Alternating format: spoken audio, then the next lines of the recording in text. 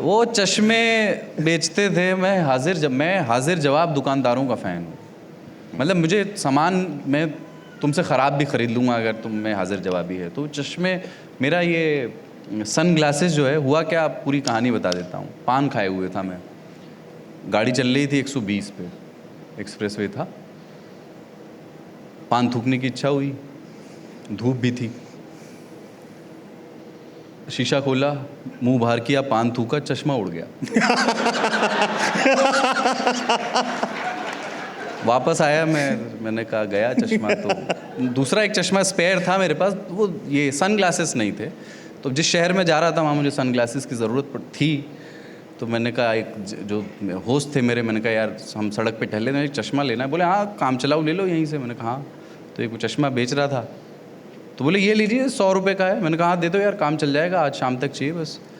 बोले हाँ ले जाइए 100 रुपये। मैंने लगाया तो वो धुंधला दिखाई दे रहा था। तो मैंने कहा इसमें से तो धुंधला दिखाई दे रहा है। बोले ये सपनों का चश्मा है, हकीकत वाला ये लो 500 का। बढ़िया। मैंने दोनों लिए, है ना। उसने हाजिर जवाबी के अपने खराब प्रोडक्ट के लिए अगर आप एक सुंदर प्रतिमान गढ़ दें उसी वक्त, बिल्कुल। I am sold. पर आपके वाले पे आ जाएं यहाँ, नहीं, प्रॉपर्टी डीलर्स पे पहले बात कर लेते हैं। वो दुकानदार होते हैं, कुछ तो बेचते ही हैं, मतलब उनकी दुकान, जिनकी दुकान नहीं होती वो घरदार दुकानदार होते हैं।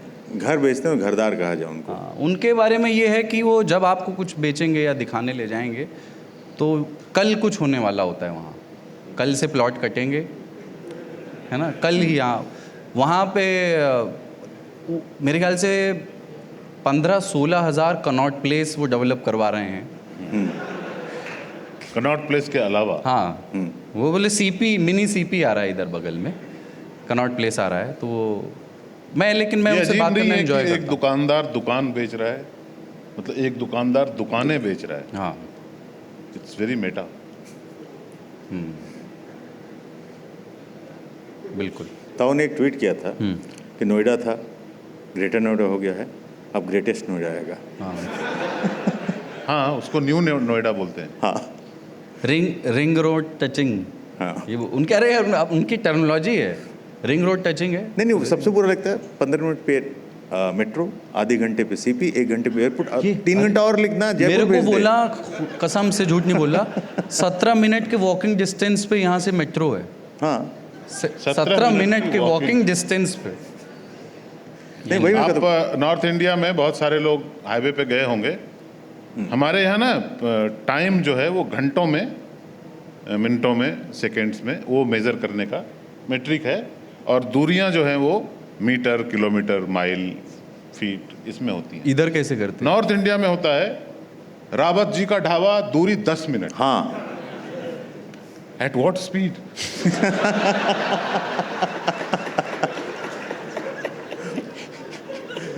और तस्वीर देखकर पहचाने कि मामा का ढाबा, और उस बड़ी सी तस्वीर एक आदमी की जिसकी 2 दिन से शेव नहीं किया, उतनी बड़ी दाढ़ी, और हर 10 मिनट पे आता है वो। हाँ, और उसमें लिखा होता है दूरी 10 मिनट। तो उन्होंने एक ही बनवाया, एक प्रिंट करवाया है, 500 किलोमीटर तक लगा दिया। दूरी 10 मिनट। और हमारे इलाके में नील गाय का बड़ा थ्रेट रहता है। खेतों में वो घूमते रहते हैं, हाईवे पे, सड़क पे, हाँ हाईवे पे भी आते हैं। एक्सप्रेसवे पे। वो उनकी गाड़ियों में ना सनरूफ होता है, उससे बच्चे निकले होते हैं बाहर। ये नीलगाय जो है वो हमारी सोसाइटी का हिस्सा है, इसलिए गाय कहलाते हैं, पर किसी काम के लिए नहीं है, इसलिए नील गाय कहलाते हैं। नील, NIL। नील, बहुत खूब। तो उससे हम जैसे गायों को थ्रेट रहता है। बढ़िया। अब हम एक ही समाज में रहते हैं, उनके साथ हमें ये समाज शेयर करना पड़ता है। बाजार, उनका थार, और आपका जो भी है वो एक्सप्रेसवे, और उनके आधे निकले हुए बच्चे, कुछ बड़े भी, हम दोनों एक साथ चलते हैं। ये इसी को कहते हैं अनेकता में एकता। हमने 75 साल तक वी गाइस को एग्जिस्ट विद नील गाइस। वो थ्रेट हमेशा बना रहता है, पर हम दोनों मामा जी, जिनकी 2 दिन की दाढ़ी है, उसकी 10 मिनट की दूरी पे यकीन करते हैं, जो हर 10 मिनट में आता है। अच्छे दिन।